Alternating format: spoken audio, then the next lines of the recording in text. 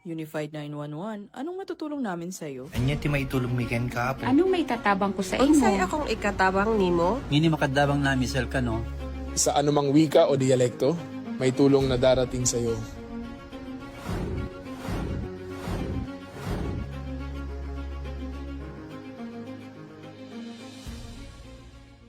Lilingkod sa bawat Pilipino at magbibigay ng tamang impormasyon para sa tahimik at maayos na Pilipinas. Police News Network, alagad ng batas, tagapagtaguyod ng balitang pulis, sandigan ng mamamayan, patnubay ng katotohanan. La Campo Crame, maghahatid ng pinakahuling kaganapan at nagbabagang balita. Ito ang PNN Police News Network. At ngayon, ang inyong mga tagapagbalita. Magandang araw, bagong Pilipinas. Ngayong araw ng Lunes, November 24, 2025. Kami ang inyong alagad ng batas, taga-taguyod ng Balitang Pulis. Ako po si Patrolman Edwin Baris. At ako naman si Patrolwoman Rose Mia Marquez mula sa Manila Police District. Maghahatid sa inyo ng tamang balita, kwento ng pulis at serbisyo para sa mamamayan. At ito ang PNP News Online, ang pangunahing balita ng Police News Network, alagad ng batas, taga-taguyod ng Balitang Pulis.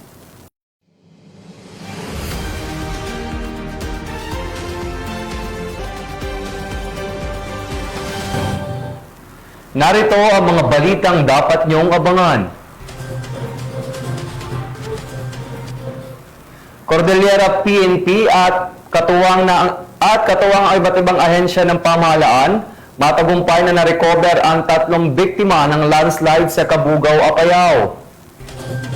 Wanted person na CTG member arestado ng Northern Samar PNP. Swift Police Response pumigil sa pagkalat ng 133.6 million na cocaine sa Palawan.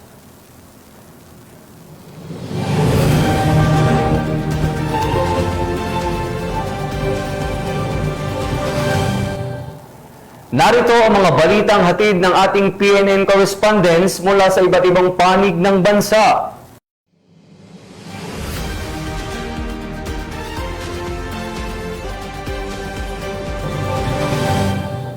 Simulan natin ang balita mula sa bahagi ng Luzon.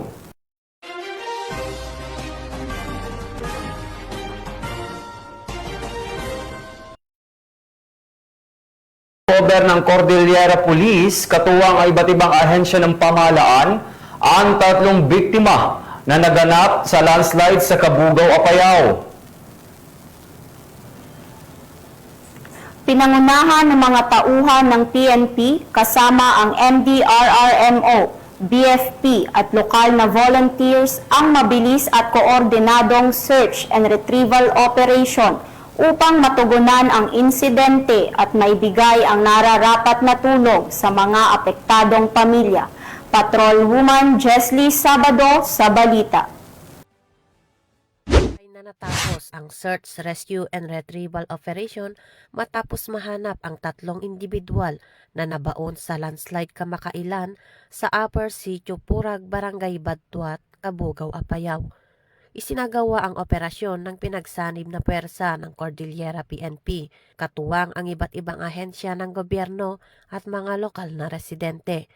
Noong Nobyembre 20, 2025, unang na-recover ang 2 individual na parehong nakumpirmang pumanaw matapos magtamo ng malubhang pinsala mula sa pagguho ng lupa.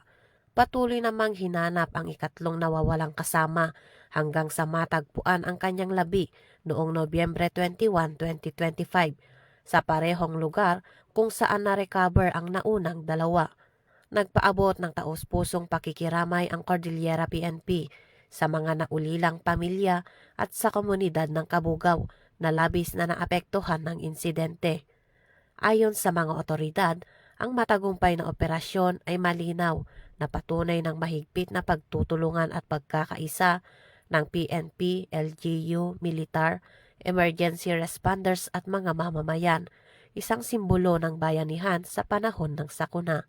Mula dito sa probinsya ng Apayao, ako ang iyong PNN correspondent, Patrolwoman Jesly Sabado, alagad ng batas, tagataguyod ng Balitang Pulis. Maraming salamat, Patrolwoman Sabado. Naaresto ang isang babae sa isang matagumpay na drug buy-bust operation na ikinasada ng mga operatiba ng Narbacan Police sa Barangay Paratong, Narbacan, Ilocos Sur. Yan ang balitang tinutukan ni Patrolman Dennis Carinal. Arestado ang isang 55 anyos na babae matapos magsagawa ng buy-bust operation ang Narbacan Municipal Police Station, katuwang ang iba pang unit ng pulisya at PDRO1 noong umaga ng November 21, 2025 sa Barangay Paratong, Narbacan, Ilocos Sur. Ayon sa ulat, bandang 7:58 AM hanggang 9:58 AM isinagawa ang operasyon. Nahuli ang sospek matapos magbinta umano ng sachet ng inihinalang shabu sa isang pulis na nagpanggap na buyer. Nakumpiska mula sa operasyon ng kabuuang 5.78 na gramo ng inihinalang shabu na may tinatayang halagang 39,304. Nakuha rin ang iba pang ebidensya tulad ng isang transparent plastic sachet, isang 500 bill na ginamit bilang buy-bust money, isang 50 bill na ginamit bilang buy-bust money, isang 100 bill na ginamit bilang buy-bust money, at 99 pirasong barya, isang itim na pouch, at isang Honda XRM 125. Isinagawa ang inventaryo ng ebidensya sa lugar mismo ng operasyon at sa mga presensya ng itinagang saksi. Alinsunod sa tinakdang proseso ng batas, dinala ang sospek sa istasyon para sa karagdagang dokumentasyon at pagsampa ng kaso. Mula dito sa PKG Ilocos Region, ako po ang inyong Police News Network Correspondent, Patrolman Dennis Carinal, alagad ng batas, tagataguyod ng Balitang Pulis. Maraming salamat, Patrolman Carinal. Arestado ng mga otoridad ang isang regional most wanted person sa isinagawang operasyon ng pulisya na nagresulta sa pagkakahuli sa pinakamahigit na target ng law enforcement sa rehiyon. Patrolman Mark Lawrence Atencio, ibalita mo. Isang regional most wanted person sa isinagawang operasyon ng Alaminos PNP sa Barangay Poblacion, Alaminos, Laguna. Kinilala ang sospek na si alias J, pawang residente ng Barangay Poblacion, Alaminos, Laguna. Naaresto ang sospek sa bisa ng warrant of arrest para sa kasong rape na walang nirekomendang piyansa. Ang Laguna PNP ay patuloy na magsasagawa ng operasyon laban sa mga taong may pagkakasala sa batas upang mapanatili na ligtas at maayos ang komunidad. Mula dito sa Calabarzon, ako ang inyong Police News Network Correspondent, Patrolman Mark Lawrence Atencio. Alagad ng batas, tagataguyod ng Balitang Pulis. Maraming salamat, Patrolman Atencio. Nabigo ang tangkang pagpapalaganap ng iligal na droga sa Palawan matapos masabat ng PNP ang humigit kumulang 133.6 million pesos ng halaga ng cocaine sa pamamagitan ng kanilang mabilis at maagap na pagtugon. Patrolwoman Desiree Padilla, magbabalita. Nakapagligtas ng malaking halaga ng iligal na droga ang mabilis na pagresponde ng Linapacan Municipal Police Station matapos makatanggap ng ulat mula sa Barangay Maroyog-Royog, Linapacan, Palawan. Ayon sa report, dakong alas 12 ng madaling araw noong ika-19 ng Nobyembre, tumawag ang Barangay Information Network upang i-report na noong nakarang araw, Nobyembre 18, alas 6 ng gabi na may isang residente na kilala lamang sa alias na Benjur ang nakadiskubre ng mga kanahinalang pakete sa baybayin. Agad na nagtungo sa lugar ang Linapacan MPS kasama ang mga tauhan ng Provincial Police Drug Enforcement Unit at Barangay Chairman. Pagdating sa Sitio Kalilenday, natagpuan nila ang iba't ibang kahon at troll bags na balot ng itim na tape at naglalaman umano ng hinihinalang cocaine. Sa kabuuan, tinatayang nasa 25,210 gramo ang kabuuang timbang ng masabat na droga na may standard drug price na umaabot sa 133,613,000 pesos. Ayon sa PNP, nakita sa ilang kahon ang tatak na stone na siyang nagbigay linaw sa posibleng pinagmulan o marka ng sindikatong nasa likod ng operasyon. Muli nitong pinapakita kung paanong nagiging target ng mga drug syndicates ang mga baybayin at isla para sa kanilang illegal draft of points. Pinuri ni Acting Chief PNP, Police Lieutenant General Jose Melencio Sinartates Jr. ang maagap na pakikipag-ugnayan ng komunidad. Aniya, napakahalaga ng papel ng mamamayan dito. Isang tawag lang at agad nating napigilan bago pa ang ganito kalaking halaga ng droga ay makasira ng buhay. Ang lahat ng nakuhang ebidensya ay agad na dinala sa Palawan Provincial Forensic Unit para sa qualitative at quantitative examination, bago tuluyang isailalim sa kustodiya ng PIDEA Palawan para sa wastong disposisyon. Patuloy na nananawagan ng PNP sa publiko na makipagtulungan upang mapanatiling ligtas, payapa at walang droga ang mga komunidad. Alinsunod sa pinaigting na advokasya ng pambansang pamahalaan para sa mas ligtas na Pilipinas. Mula dito sa Home of the Police Eco Warriors, Calapan City, Oriental Mindoro, ako ang inyong PNN correspondent, Patrolwoman Desiree Padilla, alagad ng batas, tagataguyod ng balitang pulis. Maraming salamat, Patrolwoman Padilla. Tunghayan naman natin ang mga balita mula sa bahagi ng Visayas.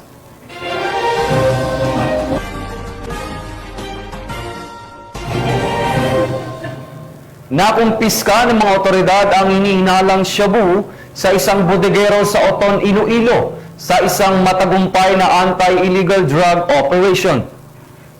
Patuloy ang kampanya ng PNP laban sa iligal na droga upang tiyakin ang kaligtasan at kaayusan sa lokal na komunidad. Ang balitang yan ay tinutukan ni Patrolwoman Ledilyn Bansagon. Takas ng mga operatibang isang sospek sa isang matagumpay na drug buy-bust operation sa Barangay San Nicolas, Oton, Iloilo, madaling araw nitong ika-21 ng Nobyembre taong kasalukuyan.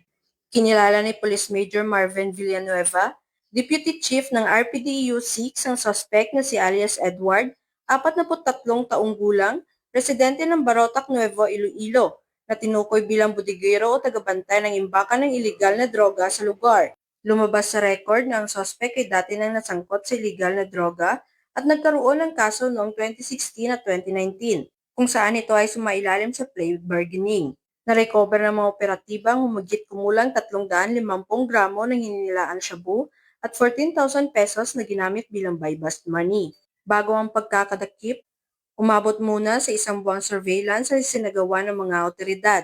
Ayon sa pulisya, gumagamit umano ang suspect ng kaliwaang online na transaksyon sa pagbebenta ng droga at natukoy na rin ng mga investigador ang kanyang downline at pinagkukunan ng supply. Muling haharap si alias Edward sa kasong paglabag sa Republic Act 9165 o ang Comprehensive Dangerous Drugs Act of 2002.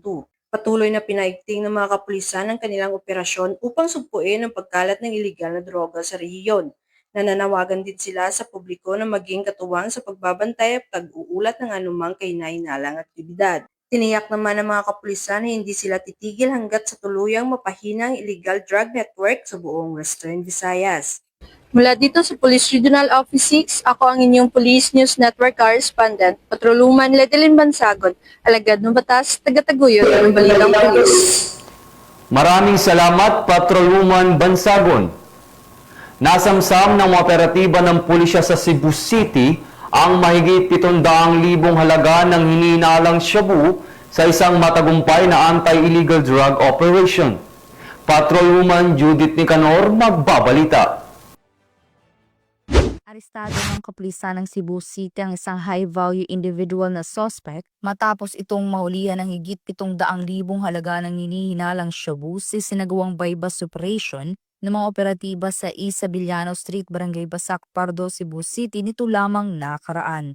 Kinilala ni Police Captain Troy John A. Lalamunan, officer in charge ng Inayawan Police Station 7, Cebu City Police Office, ang high-value individual na suspect na si Jeffrey, 34 anyos na residente ng nabanggit na lugar. Ayon sa ulat ng mga otoridad, bandang 10:40 ng umaga nang isinagawa ng mga operatiba ang buy-bust operation na nagresulta sa pagka-aresto ng suspect at pagkasabat ng 5 pakete ng hinihinalang shabu na may timbang na 105 grams at standard drug price na 714,000 pesos at buy-bust money. Samantala, kasalukuyang nakapiit sa Inayawan Police Station 7 ng suspect at maharap ito sa kasong paglabag sa Sections 5 and 11 ng Republic Act 9165 o Comprehensive Dangerous Drugs Act of 2002. Ang matagumpay na operasyon ng mga kapulisan ng Cebu City ay patunay lamang ng kanilang dedikasyon upang matiyak ang kaligtasan at kaayusan ng ating komunidad para sa isang bagong Pilipinas. Mula dito sa Central Visayas, ako ang iyong Police News Network Correspondent, Patrolwoman Judith Nicanor, alagad ng batas, tagataguyod ng Balitang Pulis. Maraming salamat, Patrolwoman Nicanor. Arestado ng Northern Samar Police ang isang wanted person na sinasabing miyembro ng Communist Terrorist Group sa isinagawang operasyon laban sa kriminalidad at insurgency sa lalawigan. Alamin ang buong detalye sa balita ni Patrolwoman Cristel Palafox. Ng mga otoridad ang isang lalaking wanted person at communist terrorist group member na may kasong frustrated murder matapos mahuli sa barangay CM Recto, Katubig, Northern Samar. Naresto ang akusado bandang alas 7:35 ng gabi ng mga tauhan ng 2nd Northern Samar Provincial Mobile Force Company kasama ang Katubig Municipal Police Station sa bisa ng warrant of arrest para sa kasong frustrated murder na may nirekomendang piyansa na 120,000 piso para sa pansamantalang kalayaan. Ang akusado ay dinala sa Katubig Municipal Police Station para sa kauklang dokumentasyon at tamang disposisyon. Ang matagumpay na pagkakaresto sa akusado ay patunay lamang na epektibo ang pagpapatupad ng pambansang pulisya sa kanilang sinumpaang tungkulin na maghatid ng serbisyong pampubliko para sa mas payapa, ligtas at maunlad na bagong Pilipinas. Mula dito sa Police Regional Office 8, ako ang inyong PNN Correspondent, Patrolwoman Palafox, alagad ng batas, tagataguyod ng Balitang Pulis. Maraming salamat, Patrolwoman Palafox. Narito naman ang mga balita mula sa bahagi ng Mindanao.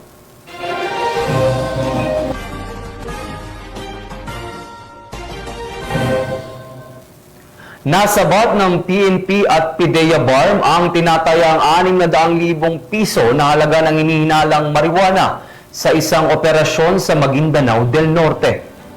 Ang matagumpay na joint operation ay bahagi ng pinaigting na kampanya ng pamahalaan laban sa iligal na droga sa rehiyon upang mapanatili ang kapayapaan at kaayusan sa mga komunidad. Patrolwoman Judy Ann Alibo sa report. Sabat ng PNP at PIDEA BARM ang 600,000 pesos halaga ng marijuana sa isinagawang interdiction at sweeping operation sa barangay Salimbao, Sultan Kudarat, Maguindanao del Norte. Nito lamang ika-22 ng Nobyembre taong kasalukuyan. Ayon sa inisyal na investigasyon, kasalukuyang iniimbestigahan ang dalawang individual na kinilala bilang sina alias Joaquin at alias Rayhana, kaugnay ng umano'y pagkakasangkot sa transportasyon ng iligal na droga. Naging matagumpay ang naturang operasyon dahil sa pinagsanib puwersa ng mga operatiba ng PIDEA BARM at Maguindanao del Sur Provincial Office. Nasamsam sa operasyon ng isang parcel na naka-bubble wrap na naglalaman ng 5 silyadong transparent plastic bags na naglalaman ng dried marijuana bricks na may kabuang timbang na humigit kumulang 5 kilo at tinatayang nagkakalagang 600,000 pesos. Inihahanda na ang kasong paglabag sa Section 5 ng RA 9165 o ang Comprehensive Dangerous Drugs Act of 2002 na isasampa laban sa mga sospek kapag napatunayang sangkot ang mga ito. Ang PNP, ProBAR at PIDEA BARM, katuwang ang iba pang ahensya ng pamahalaan ay nananatiling buong pusong nakatuon tungo sa isang drug-free Bangsamoro. Mula rito sa riyon ng Bangsamoro, ako ang inyong PNN Correspondent, Patrolwoman Judy Ann Alibo, alagad ng batas, tagataguyod ng Maraming salamat, Patrolwoman Alibo. At yan ang mga balitang nakalap ng ating PNN correspondents mula sa iba't ibang panig ng bansa. Mga ka-PNN, 31 days na lang, Pasko na.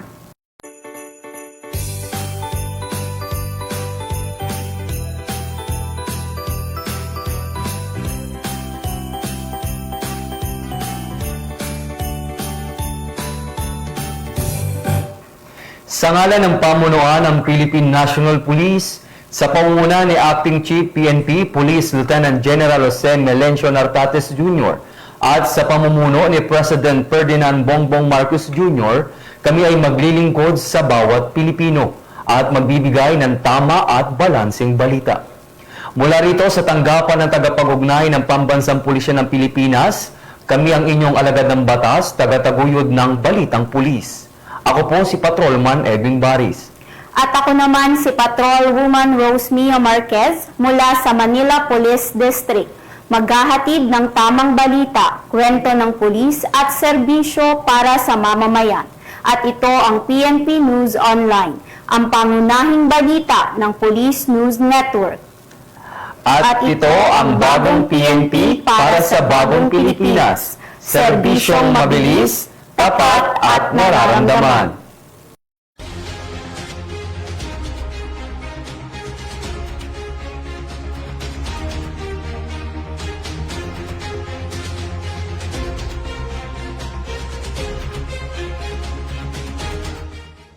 Police News Network, alagad ng batas, tagapagtaguyod ng balitang pulis.